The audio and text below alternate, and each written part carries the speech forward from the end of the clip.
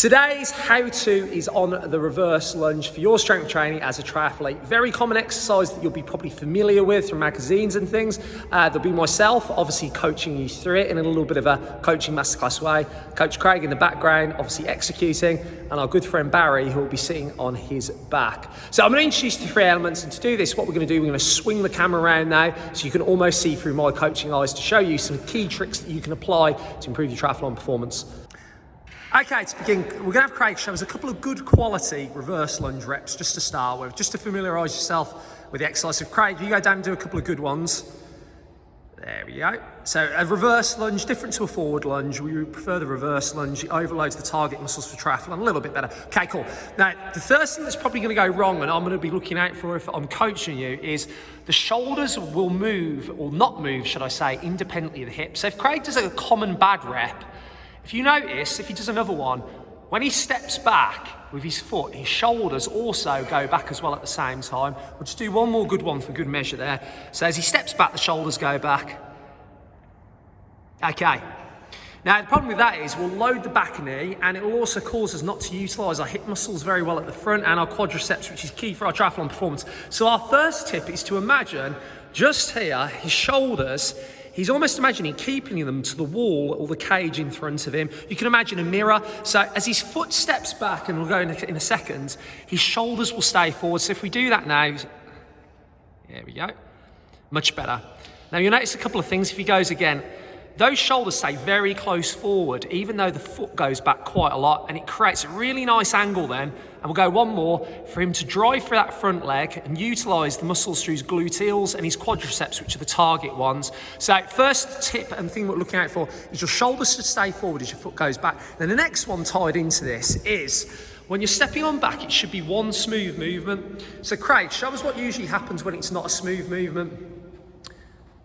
There. So you almost see, we'll go one more, it's almost in two stages, and this is so common.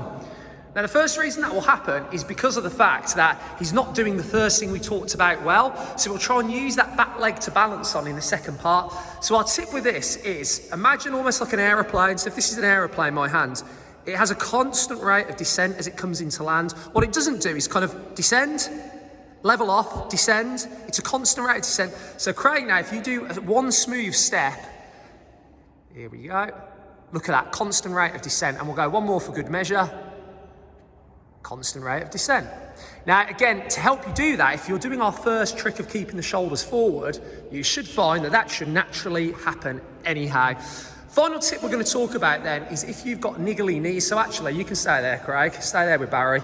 I'm going to introduce just a plate here. Now, as triathletes, some of us have a history of knee problems. I'm just going to pop that there for you, mate. So, some of us have a history of knee problems, back problems, but if we focus on the knee problems, what it means is it can make going down to the bottom depth difficult. Now, if you can reverse lunge to the floor, great.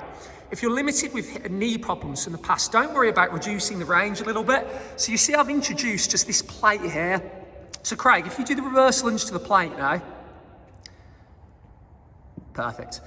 And we'll just do one more. And what you notice is this reduces the range of motion a little bit by creating a little marker on the back leg, so he knows when to come up. And if we go one more, what that means then is this angle at his knee is instantly reduced at the front, which again can just take the edge off common niggles and pains when doing this exercise. So if you need to reduce the range of motion a little bit, that's fine, but we don't want to go too much beyond probably double that height there as a perfect run through. So the reverse lunge can be a cracking exercise for you triathletes. See, Craig's still a bit uncomfortable in the background, you all right there? It can be cracking, but those things that we just illustrated, we see all of the time. I guarantee 99% of you are not doing all of those things. And if you're doing that, we're going to load the target muscles better that link to your cycling, swim and running. And it means each rep's going to carry bigger bang for buck, bigger performance gains, and reduce any of the injury risks that people commonly think about. Let us know how you go.